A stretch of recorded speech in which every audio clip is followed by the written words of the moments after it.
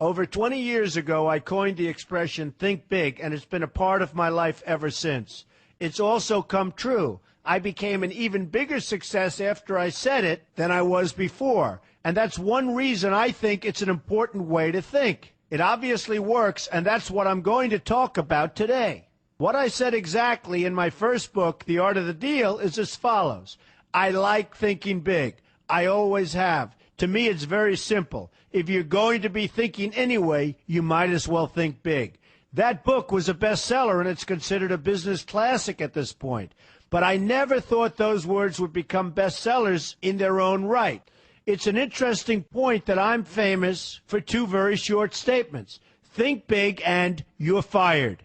But let's stick to the first one for today. And I'd suggest strongly that you pay attention so that you won't have to hear the second one. Thinking big starts with the details and grows from there. Because I'm a builder, I'm very aware of the importance of having a good foundation. You can't take chances in construction. You can't be haphazard and say, well, maybe this will work, maybe it won't, so let's try it and find out. Because a lot of people will be at risk. I have to know if something will work or not. Every inch has to be accounted for. In other words, thinking big starts with being thorough. So number one, be thorough. Don't count on happenstance to get you anywhere because it won't. Number two, get a momentum going and keep your momentum going. You have to have big ideas, but you've got to have the energy to get them done, which can sometimes take a long time. If you don't have momentum, you will not have what it takes to get the job done. Patience alone isn't enough. I have a lawyer friend who used to refer to me as the reverse tornado who builds everything in his path. I always like that because it implies a lot of energy and a lot of momentum. And that's exactly what it takes to get anything done. So keep your momentum going. Number three, stay focused. You have to stay focused. The minute you lose focus, you will also be losing your momentum. They go together, and you will accomplish a lot more, even amazing things, if you make sure you keep these two things working together for you. I've seen very talented people literally go down the drain because they couldn't seem to keep their focus long enough to get anything done. In this day of multitasking, that can be a real challenge, but it's absolutely necessary. Ask yourself this question: what should I be thinking about right now? That simple question can restore your focus in no time at all. And your answer right now should be listening to Donald Trump. Number four, look at the solution, not the problem. This is very important if you ever want to learn to think big. And here's why. No matter what you do, you're bound to run into problems. It's just part of life, a part of business, a part of anything worth doing.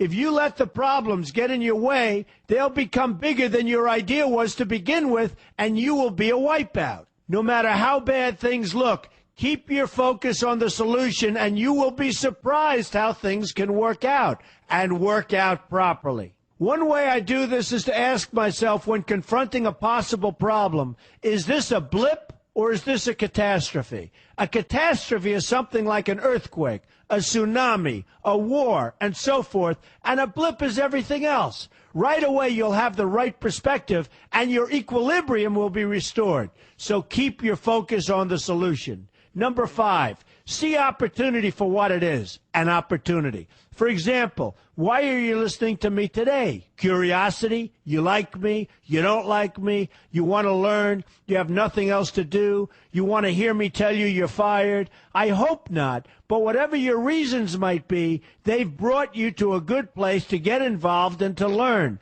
And that's an opportunity right there. People think that because I'm rich and famous that I know everything. I know a lot, but one thing I know is that I don't know everything. So I ask myself this question every day.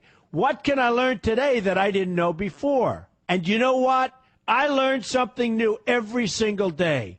That's a big reason for my success, and the same thing can apply to you. Take the time to see today as an opportunity, and you'll be surprised by what can come your way.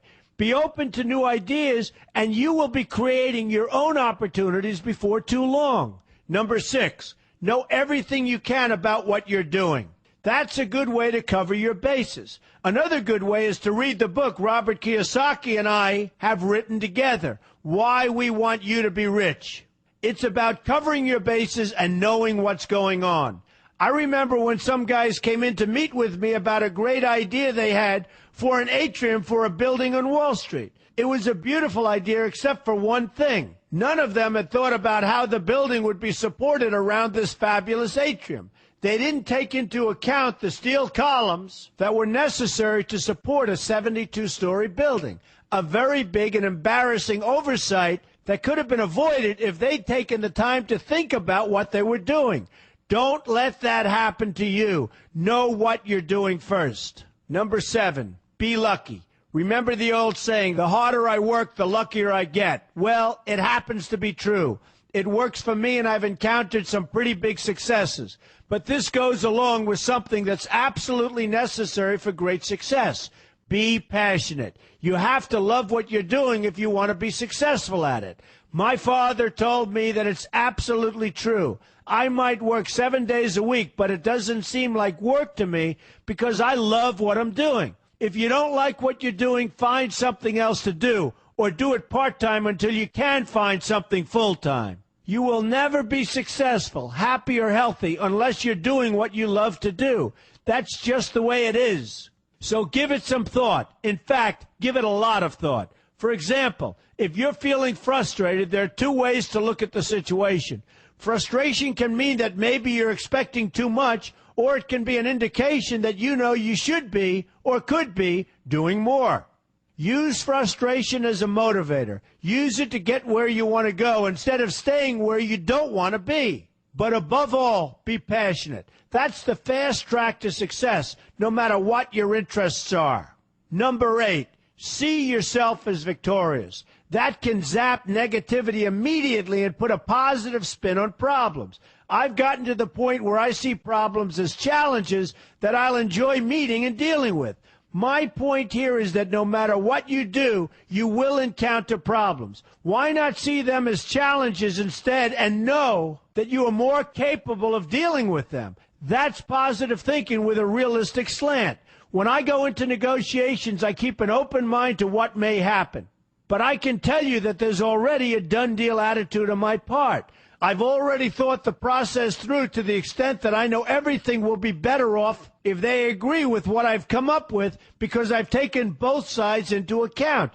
I enter the situation with a victorious attitude, and I've had enough victories to know that this attitude works. Use it.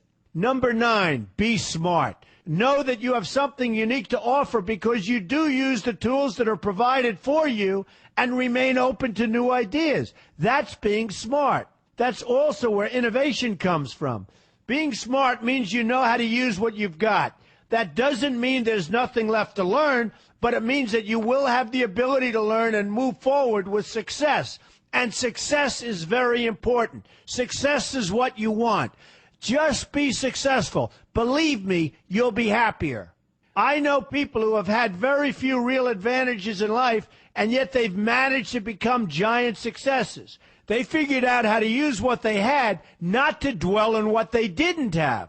I'm convinced that everyone has something useful to offer, and if you apply yourself diligently, you'll find that you have what it takes to succeed, and you're going to be a lot happier for it.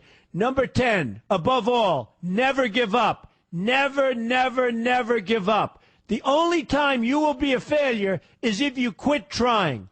Only losers quit. The biggest losers in the world are quitters. Winners keep on going. So whatever you do, never give up. My father always used to harp, never give up, son, never give up. Don't ever quit. I never want to see you give up or quit. Well, my father was a smart guy, and I listened to him.